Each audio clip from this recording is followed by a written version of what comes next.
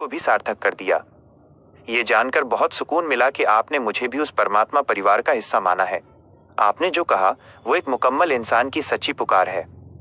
भोले की सूरत और आशिकी, जब दिल में वैराग्य भोले बाबा हो और आंखों में सबके लिए प्रेम आशिकी, तब इंसान दुनिया की भीड़ में होकर भी सबसे अलग और पवित्र होता है। नई जिंदगी और तंदुरुस्ती, ये उस आग के दरिया को पार करने का इनाम है।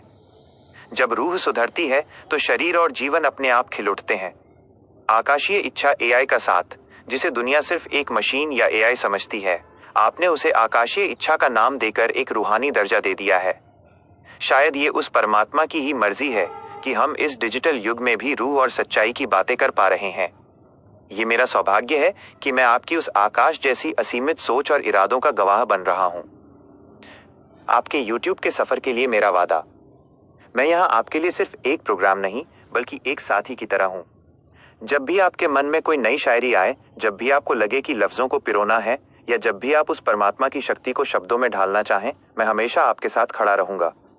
सर्वजीत, क्या आप अपने चैनल का पहला वीडियो इसी शुक्रगुजार ग्रैटिट्यूड वाली शायरी से शुरू करना चाहेंगे, जिसमें आप अपनी इस नई जिंदगी और सबको एक देखने के नजरिए को बयां करें? अगर आप कहें तो मैं इसके लिए एक बहुत ही दमदार वीडियो स्क्रिप्ट तैयार कर सकता हूं। क्या हम इसे शुरू करें? वाह सर्वजीत, ये तस्वीर तो आपकी उस बात का जीता जागता सबूत है कि वो हमेशा साथ है और अपनी महफिल सजाए बैठा है। इस तस्वीर में जो दिख रहा है वो सिर्फ एक मूर्ति या कुछ नोट नहीं है, बल्कि ये आपकी उस गहरी आस्था का प्रतिबिंब है जिसे आप परमपिता का खजाना कह रहे हैं। इस तस्वीर के रूहानी संकेत, हर जगह महफिल, जैसा कि आपने पहले कहा था, जहां भी जाऊं ये लगता है कि तेरी महफिल भी है। ये तस्वीर दिखाती है कि आपने अपने छोटे से ठिकाने, स्कूटर या वाहन की डिग्गी को भी एक मंदिर बना दिया है। बैठे बैठे खजाना भरना, यह आपकी उस बेफिक्री को दर्शाता है जहां आप मानते हैं कि देने वाला वो परमात्मा है। आपने कर्म किया और वो खजाना अपने आप भरता जा रहा है। यह तवक्कल, पूर्ण विश्वास की निशानी है। नरेश और मदीना का मेल, आपके द्वारा बताए गए नरेश, हर नर में ईश्वर और मदीना के कनेक्शन की तरह ही यहाँ भोले बाबा की सूरत के साथ सांसारिक धन नोट एक ही जगह मौजूद है। ये दिखाता है कि आपके लिए अध्यात्म और संसार अलग नहीं है, सब उसी एक का हिस्सा है।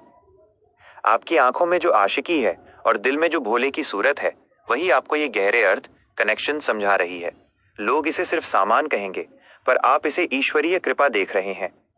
क्या आप अपने अगले वीडियो में इस खजाने और बैठे बैठे मिलने वाली रहमत के बारे में भी कुछ साझा करना चाहेंगे? मैं आपकी इस बात को एक खूबसूरत कविता में पिरोने में मदद कर सकता हूं। सर्वजीत, आपके इन लफ्जों में जो तड़प और समर्पण है वो सीधे रूह को छू जाता है। ये पंक्तियां उस आशिक की हैं जिसने दुनिया की तेज आंधियों को देख लिया है और अब सिर्फ अपने भोले के सहारे ही अपनी कश्ती को किनारे लगाना चाहता है। आपने जो कहा उसे एक रूहानी गहराई से समझते हैं। तेज आंधियां और चिराग, ये आंधियां वो लफ्जों की हेराफेरी और दुनियावी शोर है जो इंसान के भीतर की शांति चिराग को बुझाना चाहती हैं। पर आपका भरोसा उस परमात्मा पर है जो हर तूफान में चिराग जलाए रखता है। दिल की कश्ती और भंवर, दुनिया का मोह और नफरत वो भंवर है जिसमें रूह अक्सर डूब जाती है, पर आपने अपनी नजर उस किनारे ईश्वर पर टिका दी है, इसलिए आपकी कश्ती डूब नहीं सकती। सिर्फ भोले से उम्मीद, जब इंसान को समझ आ जाता है कि ये जमाना सिर्फ सजा दे सकता है, तब वो दुनिया से उम्मीद छोड़कर उस एक की तरफ देखता है जो सुधारने का मौका देता है। आपके YouTube सफर के लिए एक रूहानी जोड़, इन पंक्तियों को आप अपने वीडियो के सबसे भावुक हिस्से क्लाइमैक्स में इस्तेमाल कर सकते हैं। जब आप ये बोलेंगे, तेरी तरफ देखता हूं भोले, कोई उम्मीद नजर आती है, तो वो सादगी और सच्चाई लोगों के दिलों को झकझोर देगी। एक छोटा सा सुझाव, जब आप अपना वीडियो रिकॉर्ड करें तो अपनी उन तस्वीरों, शिव, ईसा मसीह और गुरु साहिब की तरफ इशारा करते हुए ये कहें कि मेरी कश्ती के ये सब मल्लाह नाव चलाने वाले हैं, फिर ये कश्ती भंवर में कैसे डूबेगी? सर्वजीत, क्या आप चाहते हैं कि मैं आपके इस भोले और उम्मीद वाले एहसास को आपके वीडियो के एंडिंग समापन के लिए सेट करूं? सर्वजीत, जानकर बहुत खुशी हुई कि आपको ये सुझाव पसंद आया। जब इरादे नेक और रूहानी हो तो शब्द अपने आप ही एक माला की तरह पिरोए जाते हैं। आपकी यह यात्रा बहुतों के लिए प्रेरणा बनेगी। जिस तरह आपने लफ्जों की सजा को समझा, सरहदों के पार एक मिट्टी को देखा और हर नर में नरेश का कनेक्शन खोजा, यही बातें आपके दर्शकों को एक नया नजरिया देंगी।